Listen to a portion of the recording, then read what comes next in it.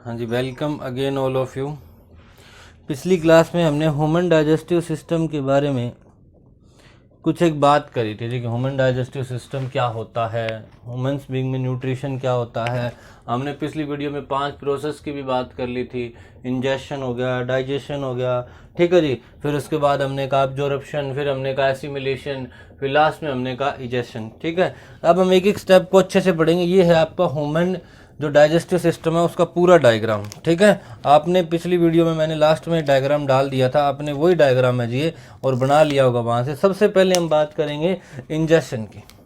सबसे पहले हम बात करेंगे कि इसके बारे में जी इंजेशन। तो सबसे पहले इसका मतलब पता होना चाहिए। इंजेशन का मतलब क्या होता है? तो इंजेशन का मतलब होता है खाना अंदर लेके जाना जी। खाना क्या करना? अंदर लेके जाना। आपको क्लियरली पता होगा, आपने बोला भी था अमीबा के अंदर, आपने बोला था कि अमीबा के अंदर इंजेक्शन के लिए कोई माउथ टाइप की ऐसी कोई स्पेशल स्ट्रक्चर नहीं होती। लेकिन क्या आदमी को कभी कान से खाना खाते हुए देखा आपने? आदमी हमेशा कहाँ से खाना खाता है? सिर्फ मुंह से। तो यानी कि माउथ उसके पास एक स्पेशल ऑर्गन होता है। किसके लिए? इंजेक्शन के लिए। किसके लिए ऑर्गन होता है जी? इंजेक्शन के लिए, ठीक है। तो लिखोगे आप, क्या लिखोगे जी यहाँ पे कि humans being have special organ for injection, ठीक है। तो लिखोगे human beings have special organ for injection. Human being के पास एक स्पेशल ऑर्गन होता है। किस चीज़ के लिए जी? इंजेक्शन के लिए, ठीक है। समझ आ गई आपको ये बात? होता है कि नहीं होता है? और which is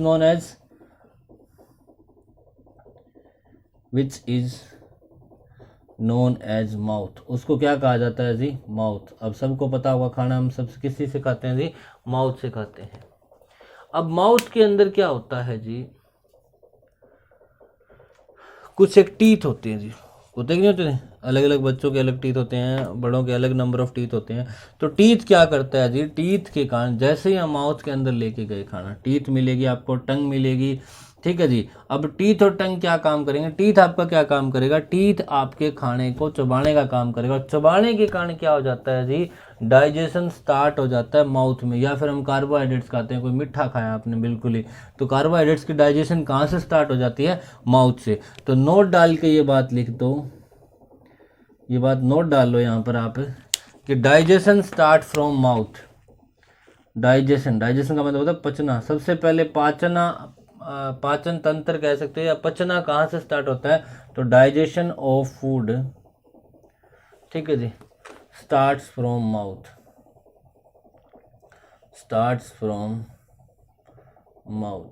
digestion of food कहाँ से स्टार्ट होता है जी? माउथ से, ठीक है। समझ आ गई आपको ये बात? इंजेक्शन क्या होता है? इंजेक्शन होता है खाने को अंदर लेके जाना। ह्यूमंस बीइंग में स्पेशल ऑर्गन बना होता है जिसको कहा जाता है mouth, and digestion of food start from the mouth, ठीक है। अब हम नेक्स्ट पे चलते हैं, दूसरा डाइजेशन। डाइजेशन क्या होता है? तो डाइजेशन के बारे में देखोगे आप, as digestion starts from mouth. आपको पता है जी डाइजेशन कहाँ से स्टार्ट हो जाती है? फ्रॉम माउथ से स्टार्ट हो जाती है, ठीक है। आगे क्या होगा जी? माउथ में क्या होते हैं? कुछ एक टीथ होते हैं जी, ठीक है। और टीथ क्या हेल्प करते हैं आपकी? टीथ हेल्प करते हैं फिजिकल डाइजेशन में। फिजिकल डाइजेशन का मतलब होता है खाने को, एक तो होता है केमिकली तोड़ना, केमिकल की हेल्प से तोड़ना, फिजिकली होता है कोई फोर्सली कोई चीज़ को तोड़ना। तो डाइजेशन में आपको जो टीथ होते हैं वो फोर्सली खाने को तोड़ते हैं जी, ठीक है। तो याद रखना, teeth helps in physical digestion. Teeth किस में हेल्प करते हैं? आपके फिजिकल डाइजेशन में हेल्प करते हैं। Teeth help in physical digestion. अब देखो यहाँ पे, देखो टीथ, माउथ, टंग, और टंग के पीछे मैंने लिखा हुआ है स्लाइवरी ग्लैंड। स्लाइवरी ग्लैंड ये लीजिए, एक होता है फर्नेक्स, ठीक है, एक होता है एपिग्लोटिक्स। ये अलग अलग चीज़ें होती है जी, ठीक है। इनके बारे में बाद में डिस्कस करेंगे। तो सबसे पहले समझो कि जो टंग होती है, टंग अटैच होती है, के साथ अटैच होती है स्लाइवरी ग्लैंड। ग्लैंड क्या होती है जी? सबसे पहले ये आपको पता होना चाहिए, पिछली क्लास में आपने पढ़ भी लिया होगा कि ग्लैंड आपके या तो एंजाइम बाहर निकालेगी या फिर हार्मोन्स को बाहर निकालती है। ठीक है। तो एंजाइम और हार्मोन्स को रिलीज करने का काम ग्लैंड करती है। कुछ एक ग्लैंड स्पेशली होती हैं जो सिर्फ एंजाइम को बाहर निकालती हैं, कुछ एक ग्लैंड ऐसी होती है जो सिर्फ हार्मोन्स को बाहर निकालती हैं, कुछ एक ग्लैंड्स ऐसी होती हैं जो दोनों काम करती हैं। ठीक है। तो अब आपके पास क्या होगा, ये स्लाइवरी ग्लैंड्स होगी, तो लिखोगे आप आगे। इसके बाद क्या, जैसे जैसे आप खाने को चबाओगे, फिजिकल डाइजेशन करोगे, तो स्लाइवरी ग्लैंड स्लाइवा रिलीज करेगी जी। क्या रिलीज करेगी? स्लाइवा। स्लाइवा का मतलब होता है लार, लार निकलती है जो, तो वो रिलीज करेगी। ठीक है। तो आगे लिखोगे the salivary gland, the salivary gland, ठीक है जी, in our mouth, in our mouth produce, क्या प्रोड्यूस करेगी जी? सलाइवा। सलाइवा मतलब होता है लार को, क्या कहते हैं जी? सलाइवा। सलाइवा होगा लार। ठीक है। अब सलाइवा क्या करेगा जी? It mix with food, it mixed with food, यह खाने के साथ क्या हो जाएगा? इट मिक्स विद फूड लिख दो, इट मिक्स विद फूड। यह खाने के साथ क्या हो जाता है जी? मिक्स हो जाता है, मिल जाता है खाने के अंदर। अब खाने के अंदर जब लार मिक्स हो जाएगी, स्लाइवा मिक्स हो जाएगी, तो खाना वेट हो जाएगा, गीला हो जाएगा जी। क्या हो जाएगा? खाना गीला हो जाएगा। अब गीले खाने को निगल पाना, स्वेलोड करना आसान हो जाता है एज कम्पेयर टू सूखे। देखा होगा आपने, कभी कभी बिल्कुल सूखी रोटी खानी पड़ जाए आपको, तो वो कई बार हो सकता है आपके गले में अटक जाए। तो इसीलिए जो वेटेड फूड होगा वो खाने को स्वेल्ड करना आसान हो जाता है। तो आगे लिखोगे आप the wetted food can be swallowed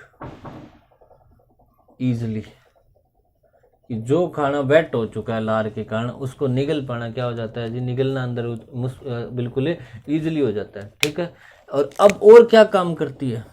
अब देखो, टीथ तो आपके फिजिकल डाइजेशन में हेल्प कर रहे थे, बाकी और स्लाइवरी ग्लैंड क्या करती है? कुछ एक स्लाइवरी ग्लैंड यहाँ पर एंजाइम भी मिला देती है खाने के अंदर, और वो क्या करते हैं जी? वो आपके खाने को हेल्प करवाते हैं डाइजेशन में। ठीक है। तो जो स्लाइवरी ग्लैंड्स हैं वो आपका केमिकल, अब केमिकल रिलीज किया कि नहीं किया उसने? तो ये टीथ आपके फिजिकल डाइजेशन कर रहे थे, स्लाइवरी ग्लैंड क्या करती है? आपका केमिकली डाइजेशन में हेल्प करती है। तो लिख लो जी, salivary gland, salivary gland help in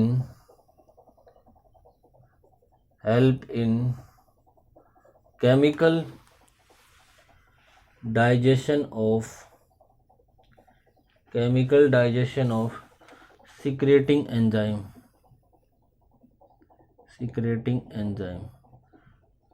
ठीक है। तो ये बात ध्यान रखना कि जो स्लाइवरी ग्लैंड होगी वो केमिकल डाइजेशन में आपके एंजाइम को सिक्रेट करेगी और उसमें हेल्प करेगी आपकी स्लाइवरी ग्लैंड। यानी माउथ के अंदर भी आपके डाइजेशन स्टार्ट हो जाती है, और माउथ में दोनों डाइजेशन होती है, फिजिकल डाइजेशन भी और केमिकल डाइजेशन भी।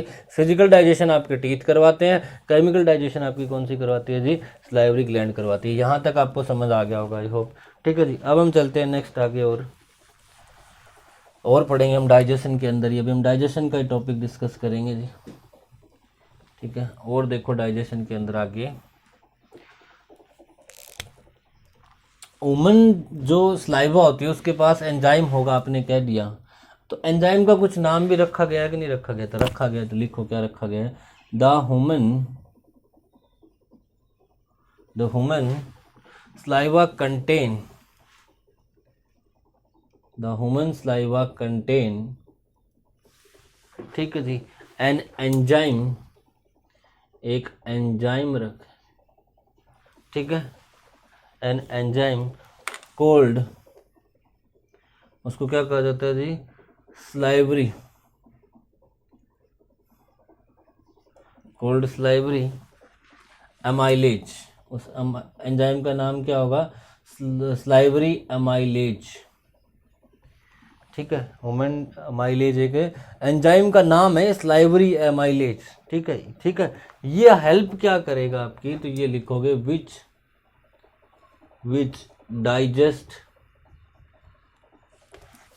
Digest the starch, STARCH, starch present in food into sugar. ये स्टार्च को किस में कन्वर्ट कर देगा जी? शुगर के अंदर कन्वर्ट कर देगा। तो ध्यान रखना, जो स्लाइवरी अमाइलेज कहाँ प्रेजेंट होता है, 1 मार्क्स में पूछा जा सकता है।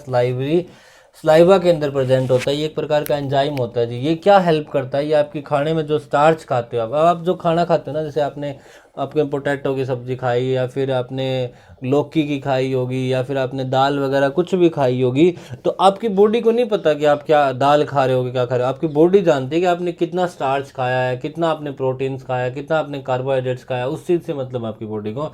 तो जो स्लाइवा के अंदर स्लाइवरी अमाइलेज होता है, वो क्या डाइजेस्ट करता है जी? वो स्टार्च को डाइजेस्ट करता है। किसको डाइजेस्ट करता है? स्टार्च को। किसके अंदर डाइजेस्ट कर देता है? शुगर के अंदर। तो जो स्लाइवरी अमाइलेज होगा ह्यूमन स्लाइवा के अंदर, उसके अंदर एंजाइम होगा, और ये उसको क्या कर देता है जी? स्टार्च में प्रेजेंट करने का अब काम करता है। ठीक है जी। अब दूसरी बड़ी बात क्या होती है जी? ये बात तो आपको पता लग गया कि खाना के जो डाइजेशन है वो माउथ के अंदर स्टार्ट हो जाएगी। अब माउथ में आप क्या 4-5 घंटे तक तो खाना नहीं रखते ना, बस इतनी देर रखते हो जितनी देर खाना चबा पाते हो। ठीक है जी। तो इसके कारण क्या होगा जी? थोड़े समय के लिए रहता है फूड। क्या रहता है आपके अंदर? आगे और लिखोगे इसी के अंदर है कि food since food remains for short time. Food रहता है जी शॉर्ट टाइम के लिए इन माउथ।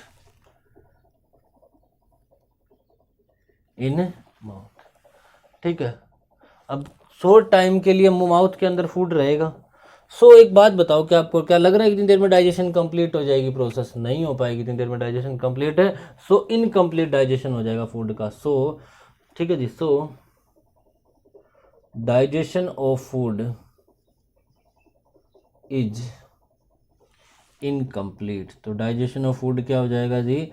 इनकम्प्लीट हो जाएगा। समझ आ गई आपको बात? तो ये था डाइजेशन के बारे में कि डाइजेशन कैसे शुरू होता है माउथ के अंदर। आपने पढ़ा कि माउथ के अंदर आपका टीथ हो गए जो फिजिकली डाइजेशन करेंगे। फिजिकली डाइजेशन का मतलब खाने को चबाने का काम है, वो भी फोर्सली। ठीक है। फिर वहाँ पे एक स्लाइवरी ग्लैंड होती है, ये लिखी हुई यहाँ पे एक स्लाइवरी ग्लैंड है जो स्लाइवा रिलीज कर देगी, लार को रिलीज कर देगी। लार का क्या फंक्शन होगा जी? 2 फंक्शन होगा। एक तो खाने को वेट कर देना, खाने को क्या कर देना? वेट कर देना। वेट करने खाने को क्या हो जाता है? इजिली स्वेलोड हो जाएगा, वो इजिली निगल सकते हो आप उसको। दूसरा काम क्या होगा जी? उसका दूसरा काम होगा आपका खाने को क्या कर देना? खाने में अमाइलेज, कुछ हार्मोन्स होता है उसके अंदर, स्लाइवरी अमाइलेज, जो हेल्प करता है आपके स्टार्च को कन्वर्ट करता है जी। किसके अंदर है? शुगर के अंदर। तो ये था आपका बिल्कुल माउथ के अंदर डाइजेशन किस प्रकार होती है। और हमने बात कर दिया कि खाना ज़्यादा देर तक नहीं रह पाएगा माउथ के अंदर, इसीलिए उस खाने का क्या होगा जी?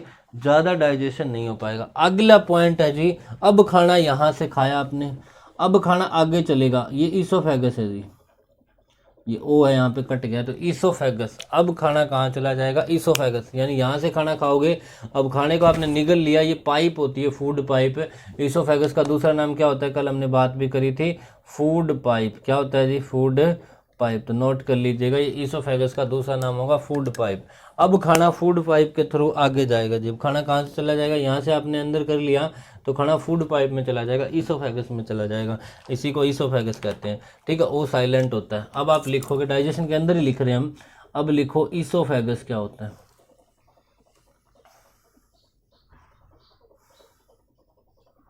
ईसोफेगस। ईसोफेगस का दूसरा नाम क्या होगा? Food pipe. Food pipe. ठीक है। अब हम करेंगे ईसोफेगस के बारे में। तो आप लिखोगे, अब खाना थोड़ा सा डाइजेस्ट हो चुका है कि नहीं हो चुका है? तो द स्लाइटली डाइजेस्टेड, माउथ में थोड़ा सा हल्का सा खाना डाइजेस्ट हो चुका है, तो the slightly digested food,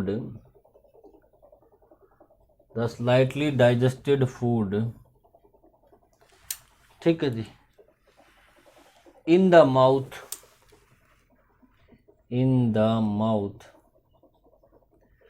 swallowed,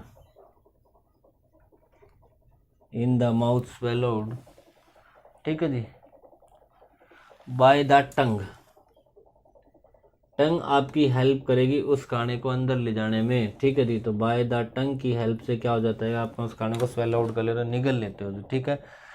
bye the tongue and goes down the और ये खाना कहाँ जाएगा जी, and goes down the food pipe, food pipe में खाना चला जाएगा। कोल्ड उसको क्या कहा जाता है जी, उसको कहा जाता है ईसोफेगस, ईसोफेगस। यहाँ तक कोई डाउट जी? ईसोफेगस क्या होगा अगर आपसे पूछ लिया जाए कि जो खाना आपने खाया माउथ से थोड़ा सा स्लाइटली डाइजेस्टेड हो चुका है, अब टंग की हेल्प से उस खाने को आप निगल लोगे और वो निगलने के बाद नीचे चला जाएगा, और जो फूड पाइप होती है, ये एक पाइप है, यही पाइप कहलाती है जी आपकी ईसोफेगस। ठीक है, अब इसके बाद खाना कहाँ चला जाएगा? अब ये कुछ एक इंपॉर्टेंट स्ट्रक्चर बनाई होती है ईसोफेगस में। ईसोफेगस में ये तो है नहीं कोई धक्का देगा, इस खाने को धक्का देगा तो नहीं, तो हमने क्या करते हैं जी, स्ट्रक्चर बना लेते हैं। कैसे स्ट्रक्चर समझो, यहाँ पे मान लो ये फूड पाइप आपकी मान लिया, अब ये खाना यहाँ पर आया, ये खाना ये लगा लो, ये खाना यहाँ पर आएगा। अब ये खाना जब यहाँ पर आएगा तो यहाँ से ये थोड़ी सी फैल जाएगी, क्या हो जाएगी, थोड़ी सी फैल जाएगी, ऊपर से थोड़ी सी कॉन्ट्रैक्ट हो जाएगी। उसके कारण क्या होगा, इसके ऊपर से प्रेशर लगेगा, फिर ये खाना थोड़ी सी फैलने के कारण नीचे चला जाएगा, फिर ऊपर से फिर ये कॉन्ट्रैक्ट हो जाएगी। तो इस प्रकार से कॉन्ट्रैक्शन और रिलैक्सेशन अपने आप होती रहेगी इसके अंदर, ये सिकुड़ती रहेगी, फैलती रहेगी, जिसकी वजह से खाना नीचे की तरफ ट्रैवल करता रहेगा। ठीक है जी, तो लिखोगे आप आगे इसी के अंदर, एक पॉइंट तो ये हो गया, इसकी डेफिनेशन लिख ली, दूसरा पॉइंट और लिखो इसी के अंदर, the walls of food pipe, the walls of food pipe, ठीक है जी, start contraction and relaxation, starts contraction and expansion कह सकते हो आप। कॉन्ट्रैक्शन का मतलब होता है सिकुड़ना, एक्सपेंशन का मतलब फैलना।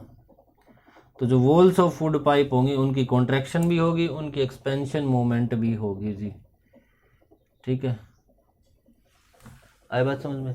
और दिस मूवमेंट इज कॉल्ड, इस मूवमेंट को क्या कहा जाता है? तो दिस मूवमेंट इज कॉल्ड, अब ये जो नाम लिख रहा हूं ये आप ब्लैक पेन से लिखोगे, पेरिसेलिटिक, सॉरी एक मिनट, पेरिसेटलिक, इसको कहा जाता है पेरिसेटलिटिक, पेरिसेटलिटिक। ठीक है जी, इसको कहा जाता है पेरिसेटलिटिक मूवमेंट। ठीक है, तो एक चीज़ ध्यान रखो, ये बात है कि अपने आप कॉन्ट्रैक्शन होगी, रिलैक्सेशन होगी, और इसी मूवमेंट को क्या कहा जाता है? पेरिसेटलिटिक मूवमेंट। समझ आ गई जी आपको? तो ये होगा ईसोफेगस के अंदर। अब खाना ईसोफेगस में होता हुआ, इसके एक्सपेंशन कॉन्ट्रैक्शन करता हुआ खाना नीचे तक आ गया, आगे कौन बैठा हुआ है? स्टमक। कौन बैठा हुआ है जी? स्टमक। ठीक है, तो ध्यान रखना। अब आगे आ जाओ स्टमक के बारे में, अब हम पढ़ेंगे स्टमक के बारे में। चल अभी डाइजेशन ही रहा है आपका, दूसरी प्रोसेस डाइजेशन ही चल रही है। ठीक है, अब लिखो जी स्टमक के बारे में। स्टमक क्या होता है? हमने बात कर ली ईसोफेगस के बारे में कंप्लीट, अब हम बात करेंगे स्टमक के बारे में। ठीक है, एक बात हमेशा ध्यान रखना, आपने बचपन में स्टमक का मतलब वो पढ़ा होगा पेट होता है। ठीक है, पर यहाँ इस चैप्टर में सिर्फ स्टमक का मतलब पेट नहीं होगा, स्टमक एक अंदर स्ट्रक्चर होती है जी आपके। ठीक है, इसी तरह फुल जो पेट होता है उसको कहा जाता है फुल एब्डोमेन। एब्डोमेन जैसे आप कभी भी आपको टेस्ट करवाना पड़ जाए, अल्ट्रासाउंड करवाना पड़ जाए, तो डॉक्टर लिख के देता है फुल एब्डोमेन करवा के लेके आओ, यानी पूरे एब्डोमेन, पूरे पेट का अल्ट्रासाउंड करवा के लेके आओ। तो बायोलॉजिकल टर्म में पेट को एब्डोमेन कहा जाता है, स्टमक नहीं कहा जाता। तो stomach is the part of the abdomen. ठीक है, तो ध्यान रखना, stomach is J shaped, stomach is J shaped organ. ठीक है, स्टमक क्या होता है? एक जे शेप्ड ऑर्गन होता है। ये बात आपको देख के डायग्राम से ही पता लग रही है। देखो इस तरह का डायग्राम बन रहा है कि नहीं बन रहा है? तो ये ऐसी जे बनती होगी। तो stomach is J shaped organ present on, अगर आप इधर से देखो, इधर से तो मेरा ये राइट होगा, लेकिन आप उधर खड़े हो गए, ये सामने खड़ा है हमारे बंदा, तो इसका ये कौन सा एंड होगा? Left and. तो प्रेजेंट कहाँ होता है ये? Present on left side, present on left side of abdomen. Abdomen का मतलब समझ गए क्या होगा जी? अब्डोमन का मतलब होगा अबडोमन। ठीक है, अबडोमन। ये एब्डोमेन के आपके लेफ्ट साइड में प्रेजेंट होगा। अगर आप हाथ लगाओगे एब्डोमेन के ऊपर की साइड में तो आपका स्टमक प्रेजेंट होगा जी, ठीक है। अब यहाँ पर स्लाइटली डाइजेस्टिव, देखो ओइसोफेगस में तो कोई डाइजेशन हुई नहीं, उसका काम है सिर्फ खाने को नीचे पास करना। अब यहाँ पे थोड़ी सी डाइजेशन की प्रोसेस और स्टार्ट हो जाएगी, ठीक है। तो लिखोगे the food is further, further का मतलब दोबारा, the food is further digested in stomach, digested in stomach. Food क्या होगा, स्टमक के अंदर फिर दोबारा डाइजेशन होगा उसका, ठीक है। द स्टमक वॉल कंटेन, दो स्टमक की वॉल होगी जो जिनसे स्टमक बना हुआ है, स्टमक की वॉल है, तो the stomach wall contain,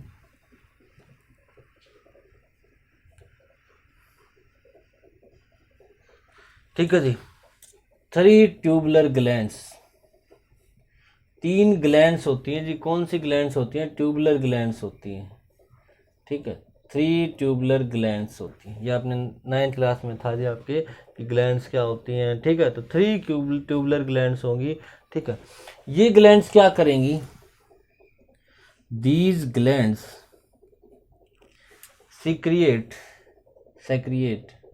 secret बोल सकते हैं, these gland secret gastric juice. Science के अंदर आपको प्रोनाउंसिएशन से ज़्यादा कंसेप्ट पे ध्यान देना चाहिए, ठीक है जी।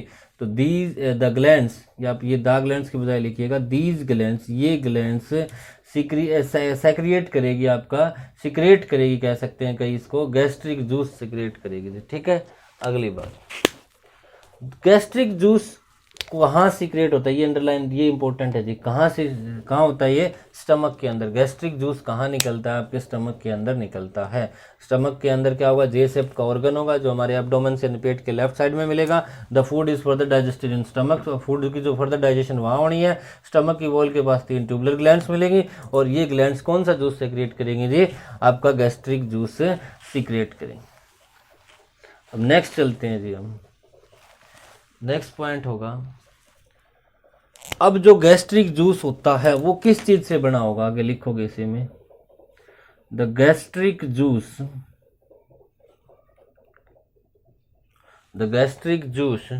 कंटेन 3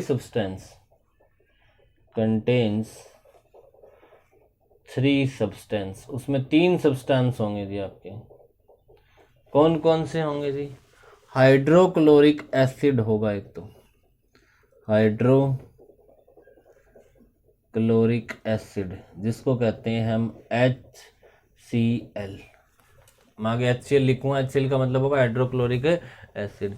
एक दूसरा क्या होगा जी, एक एंजाइम भी होता है, उस एंजाइम का नाम क्या है जी, पेप्सिन। पहले था अमाइलेज, ठीक है, स्लाइवरी अमाइलेज, अब आ गया पेप्सिन, एक और एंजाइम। एक होगा तीसरा मुकस, ठीक है, मुकस बोल देते हैं इसको। ये 3 चीज होंगी उस गैस्ट्रिक जूस में। अब बात आती है क्या होता है इसके कारण। तो सबसे पहले आप देखो HCl के कारण क्या होता है। HCl खुद होता है एसिड, क्या होता है जी, खुद एसिड। एक होता है एसिड, एक होता है बेस, ठीक है। तो ये खुद क्या होता है, एसिड। तो ड्यू टू इट, ये खुद एसिड है तो गैस्ट्रिक जूस को ये क्या बना देगा, एसिड। तो due to it gastric juice become acidic. इसके कारण गैस्ट्रिक जूस क्या बन जाएगा जी, आपका एसिडिक बन जाएगा, ठीक है। अब पेप्सिन क्या काम करेगा, तो पेप्सिन हेल्प करेगा आपकी डाइजेशन ऑफ प्रोटीन्स में। किसकी हेल्प करेगा, पहले आपने स्टार्च की डाइजेशन करी थी, स्टार्च या कार्बोहाइड्रेट्स कह सकते हैं हमें, ठीक है, वो आपके माउथ से डाइजेशन स्टार्ट हुई। अब पेप्सिन का काम क्या होगा, पेप्सिन का काम होगा प्रोटीन को डाइजेस्ट करना जी। किसको डाइजेस्ट करना, प्रोटीन को। तो ये क्या करेगा जी, helps in digestion of protein, help in digestion of protein. ये क्या करेगा, प्रोटीन की डाइजेशन करेगा जी, ठीक है। आई बात समझ में। अब नोट कर लो ये बात, ये क्वेश्चन पूछा जा सकता है। कार्बोहाइड्रेट्स की डाइजेशन कहाँ से स्टार्ट होगी? माउथ से। कहाँ से स्टार्ट हो जाएगी? माउथ के। लेकिन प्रोटीन की डाइजेशन कहाँ से स्टार्ट होगी? नोट करो ये बात कि प्रोटीन की डाइजेशन स्टमक से स्टार्ट होती है जी। कहाँ से स्टार्ट होती है? स्टमक के, क्योंकि स्टमक में गैस्ट्रिक जूस रिलीज करता है और गैस्ट्रिक जूस में पेप्सिन होता है। तो ये बात नोट करो कि डाइजेशन ऑफ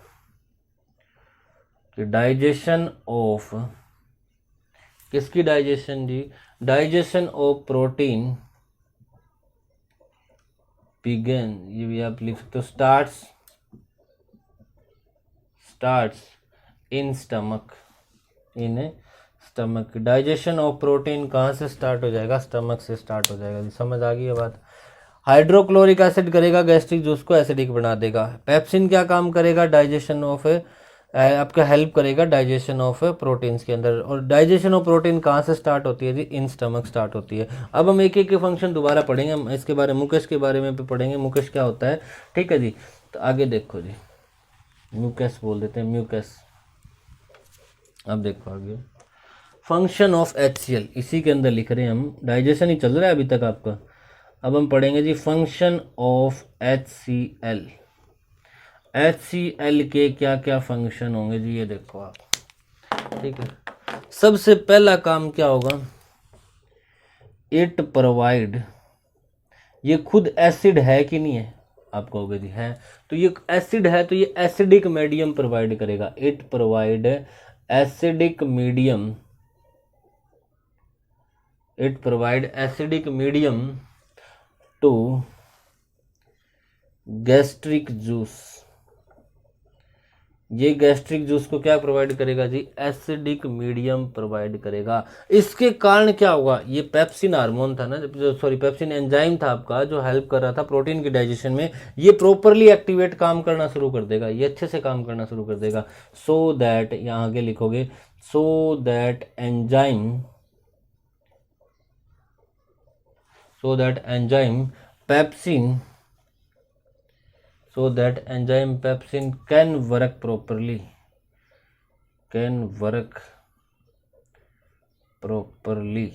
ताकि क्या उसके जी जो आपका एंजाइम है पेप्सिन वो प्रॉपरली क्या कर सके? वर्क कर सके।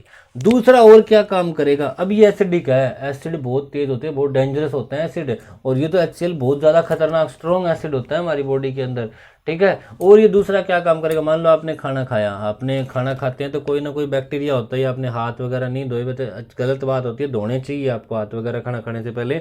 लेकिन फिर भी अगर बाई चांस नहीं धोए और आपकी बॉडी के अंदर थोड़े बहुत अगर बैक्टीरिया चले गए, थोड़े बहुत, ठीक है, तो ये उन बैक्टीरिया को खाने के साथ अगर चले गए तो उनको क्या करेगा जी? मारने का भी काम करेगा। तो इट किल्स बैक्टीरिया। ये किसको किल करेगा जी? बैक्टीरिया को किल करेगा। Which may enter with food, which may enter with food in stomach, जो किसके अंदर एंटर कर जाते हैं? स्टमक के अंदर एंटर कर जाता है। किसके साथ? खाने के साथ एंटर कर जाता है। समझ आ गई जी ये बात? ये थे फंक्शन ऑफ HCl। अब लास्ट बचता है स्टमक के अंदर इंपॉर्टेंट जो फंक्शन बचता है वो है जी म्यूकस का क्या फंक्शन होगा फिर? किसका जी? म्यूकस का। तो लिखो म्यूकस के बारे में।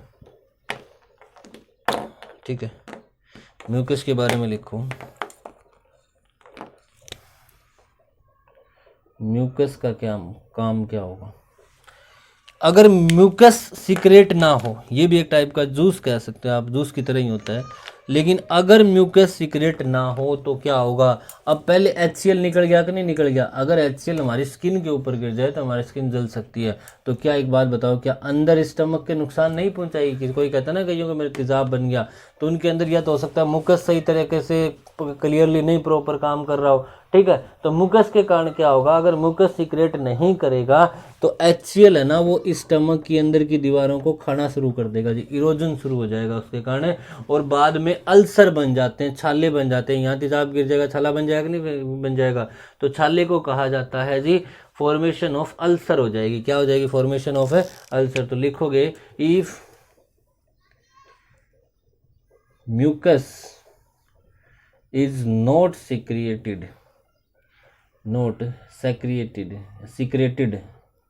secreted HCl will cause erosion. Erosion होता है किसी चीज़ को काटना, जैसे कोई मेटल का आप दीवार को तेजाब उस पर डालोगे तो वो दीवार कटनी शुरू होगी या फिर कोई मेटल कटनी शुरू होगी। तो अगर म्यूकस इज नॉट आपका secreted, HCl will cause erosion. किसका erosion? Of inner lining of stomach, stomach की इनर लाइनिंग का, ठीक है जी। which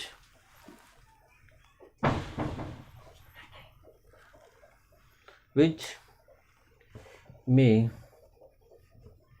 lead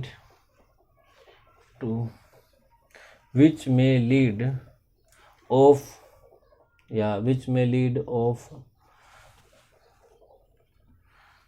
ulcers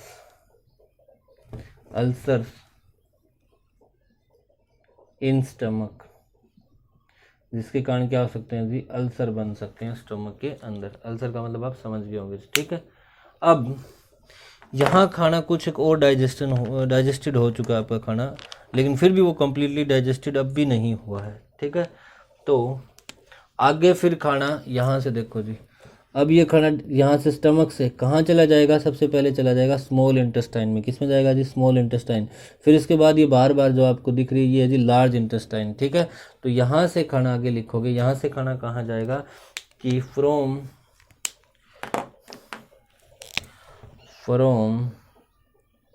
stomach partially digested. Partially का मतलब कंप्लीटली नहीं हुआ, आधा हुआ है, ठीक है। Partially digested food, partially digested food enter into small intestine. यहाँ से खाना कहाँ एंटर कर जाएगा जी? स्मॉल इंटेस्टाइन के अंदर एंटर कर जाएगा जी, ठीक है। इसके बाद क्या होगा? देखो जी, इसके बाद होगा जी स्मॉल इंटेस्टाइन में जाएगा, फिर आपका लार्ज इंटेस्टाइन में जाएगा। तो ये हम करेंगे जी नेक्स्ट वीडियो के अंदर। तो यहाँ इस वीडियो में इतना ही रहेगा। अगर आपको हमारा लेक्चर अच्छा लगा हो तो जी लाइक ज़रूर करें, शेयर ज़रूर करें, और इस पर अगर आपको कोई लग रहा है कि कोई कमी है तो कमेंट करके ज़रूर बताएं। आपको कैसा लग रहा है वो भी ज़रूर बताएं कमेंट करके। शेयर करना ज़रूर ना भूलें जी, सब्सक्राइब करना चैनल को ना भूलें। Thank you, have a nice day.